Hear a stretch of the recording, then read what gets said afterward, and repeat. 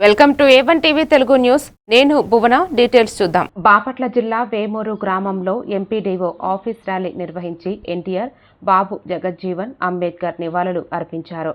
శాసనసభ్యులు నక్క ఆనంద్ బాబు అనంతరం వేమూరు నియోజకవర్గం తెలుగుదేశం పార్టీ కార్యాలయం జరిగిన విజయోత్సవ సభలో ఆయన పాల్గొని ప్రసంగించారు.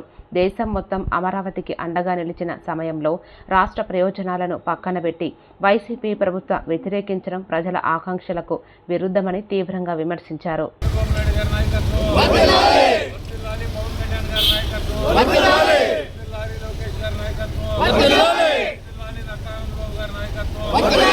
సెక్రటేరియట్ కట్టాం, హైకోర్టు కట్టాం.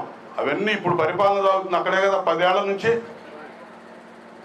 అవి కాకుండా శాశ్వతంగా 100 ఏళ్లు నిలబడడానికి అవసరమైనటువంటి కాంట్రాక్టులు, టెండర్స్ అన్ని కూడా దాదాపు పోయినసారే 40,000 కోట్ల పైచిలకు ఆ రోజు టెండర్లు పిలిస్తే మొత్తం రద్దు చేసి విధ్వంసానికి గురి చేసి ఈ రాజధాని శ్మశానం అన్నాడు, ఎడారి అన్నాడు, రకరకాలుగా కులముద్ర వేశారు, రకరకాల అవమానించారు, అవహేళన చేశారు.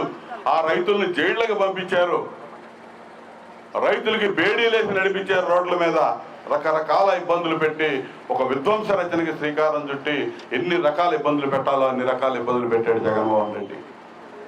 రాష్ట్ర ప్రజలందరూ చూశారు వాళ్ళు చేసినటువంటి ఆందోళన. రాజధాని నుంచి తిరుపతి కానీ, అదేవిధంగా రాజధాని నుంచి ఇటు శ్రీకాకుళం కానీ, అరసవెల్లి కానీ వాళ్ళు మొక్కవోని దీక్షతో పాదయాత్రలు చేశారు.